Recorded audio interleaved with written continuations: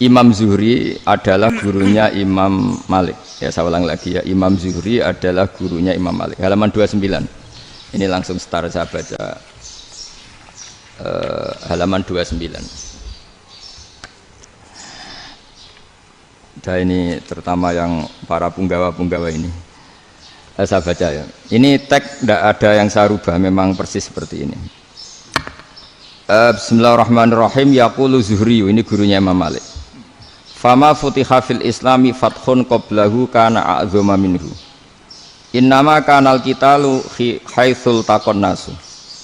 Falamma kanatil hudnatu wa wadu'atil harbu wa amana nasu ba'duhum ba'da wal taqaw fatafawadu fil hadits wal munazaah.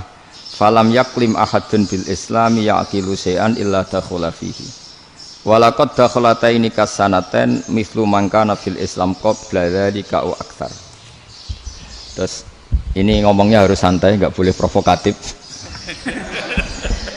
Begini, kita tahu dalam perdamaian Hudaybiyah itu poin-poinnya itu semuanya merugikan Islam. Di antaranya adalah jika yang Islam masuk kafir harus dibiarkan, karena berarti masuk ke habitat asli.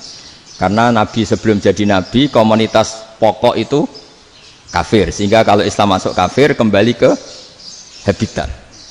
Tapi kalau Islam masuk kafir, kafir masuk Islam itu harus dikembalikan karena dianggap bid'ah.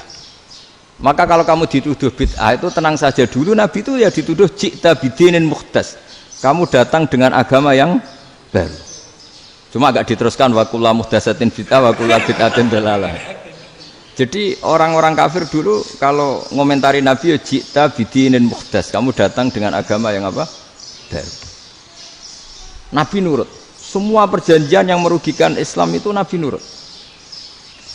Tapi Nabi hanya minta satu hal, jangan ada perang 10 tahun. Dan orang boleh seminar, boleh diskusi tentang Islam. Ya ini dengerin betul ini. Jadi saya tidak akan provokatif, ini pakai logika.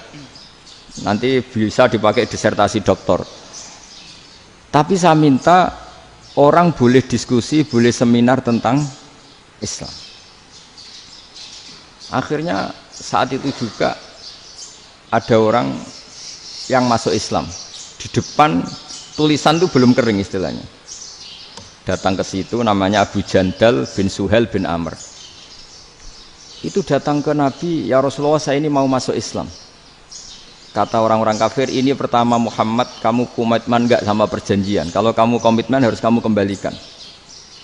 Nabi bilang, ya Abu Jandal kamu kembali ke mereka, ke habitat mereka, yaitu menjadi kafir, di komunitas kafir maksudnya. Akhirnya nangis.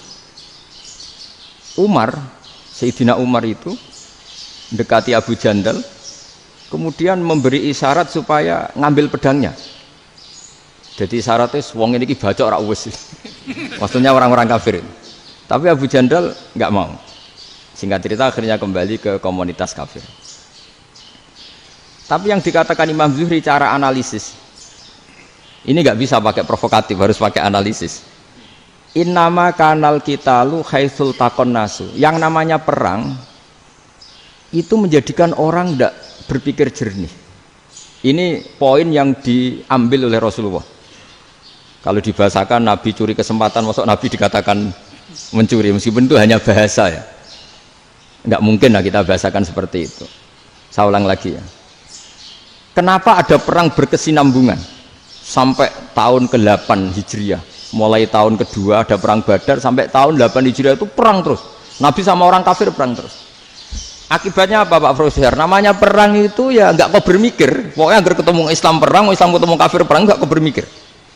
Padahal Islam itu bisa diterima oleh akal sehat, harus lewat diskusi, lewat pengamatan, lewat pemikiran, lewat pengendapan berpikir. Makanya Nabi tahu ini masalah besar. Kalau orang perang terus, itu gak kober mikir Islam, tidak sempat diskusi tentang Islam. Makanya Nabi hanya minta satu poin. Oke, perjanjian ini saya turutin semua, tapi saya minta orang kafir semuanya boleh mendiskusikan Islam, boleh seminar tentang Islam. Mereka bilang iya, pada pikiran mereka kan diskusi paling piye. Ternyata betul, ada diskusi. Terus temanya gini, kira-kira bener di Muhammad Abu Jahal. Terus Tuhan Muhammad sama Tuhan Abu Jahal itu keren mana? Diskusi. Tuhan Muhammad itu khaliqus samawati wal ardi, yang menciptakan langit bumi. Sebagaimana kampanyenya Muhammad. Ya mereka masih jangkar bilang Muhammad. Kalau Tuhan kita, ya berhala itu yang kita bikin, yang kadang rusak, yang kadang kudanan, terus lemutan, pokoknya terus diskusi. Kita kok bener pengirannya Muhammad. Terus Muhammad Abu Jahal.